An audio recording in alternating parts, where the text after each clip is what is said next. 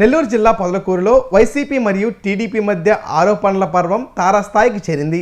YCP నాయకుడు MPTC Guntur Srinivasulu ఆధ్వర్యంలో జరిగిన మీడియా సమావేశంలో టీడీపీ నేతలకు బహిరంగ సవాల్ విసిరారు. ఎమ్మెల్యే సోమిరెడ్డి చంద్రమోహన్ రెడ్డి ప్రమేయం ఉన్నట్లు తాము ఆరోపిస్తున్న 4 ప్రధాన అంశాలపై చర్చకు తాము సిద్ధంగా ఉన్నామని ప్రకటించారు. ఇరిగేషన్ పనుల్లో అవినీతి, లేఅవుట్ యాజమాన్యాల వద్ద వసూళ్లు, దేవుని భూముల విక్రయం మరియు గొలగమూడి సంత ఏర్పాట్లో జరుగుతున్న అవకతవకలపై సోమిరెడ్డి ప్రమాణం చేయగలరా అని నిలదీశారు. తమపై చేస్తున్న ఆరోపణలను నిరూపించలేక వ్యక్తిగత విమర్శలకు దిగుతున్నారని వైసీపీ నేతలు మండిపడ్డారు.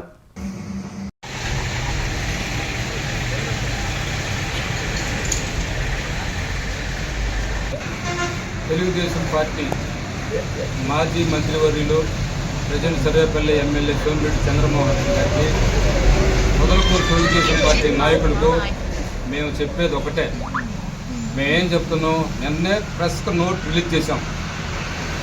మీరు దాన్ని వదిలేసి ఎవరినంటే వాళ్ళని కోసన పెట్టి ఏదేదో మాట్లాడి రావాల్సిన సమాధానం రాకుండా దాన్ని వదిలేసి దాన్ని తేకుండా ఏరేది తెచ్చి తొడలు తట్టి దమ్ముంటే రండి అనడం అది కరెక్ట్ కాదు. ఏదైనా మాట్లాడాలనుకున్నప్పుడు సబ్జెక్టు మీద మాట్లాడి సబ్జెక్టు పరంగా మాట్లాడాలి, కానీ ఇటువంటి అలకా వచ్చిన మాటలు మాట్లాడటం సరైన పద్ధతి కాదని కూడా నేను తెలుగుదేశం పార్టీ కార్యకర్తలకు చెప్తున్నా.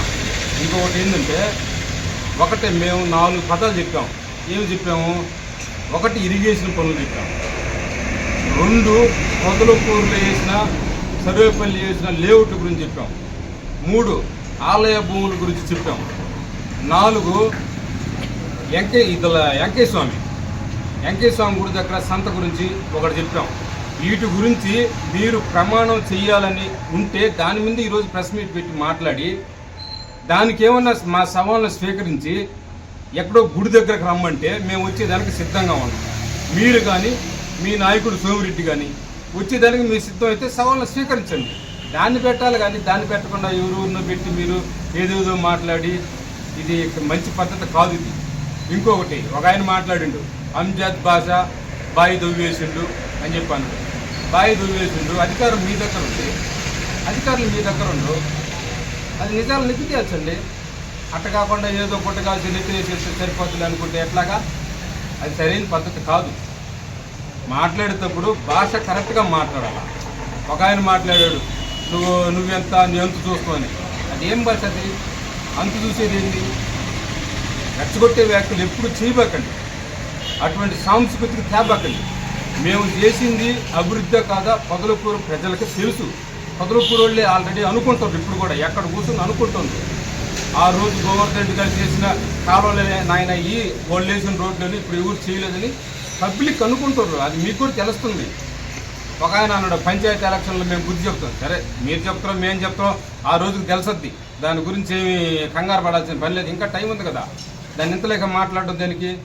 ఇంకొకటి, ఒక 6 నెలల కిందట మాజీ మంత్రివర్యులు ప్రజెంట్ ఎమ్మెల్యే సోమిరెడ్డి చంద్రమోహన్ రెడ్డి నా మీద కాకాన గోవర్ధన్ రెడ్డి 18 కేసులు పెట్టాడు అన్నాడు.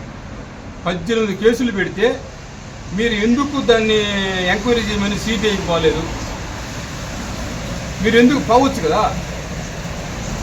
అవి నిజాలైతేనే కదా మేము వేసింది, తప్పుడు కేసులు కాదు కదా.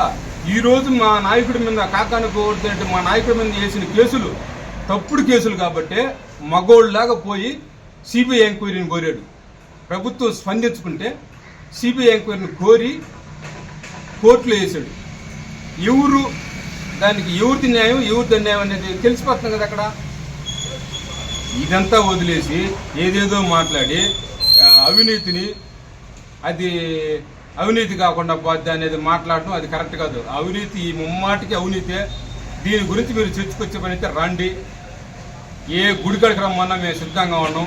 నిన్న చెప్పిన క్లాజులు దేనికి ప్రమాణం చేద్దామన్నా మేము సిద్ధంగా ఉన్నాం. మీ నాయకుడు వచ్చినా సరే, మీరు వచ్చినా సరే ఈ సవాళ్ళని స్వీకరించి వచ్చే పని అయితే రండి.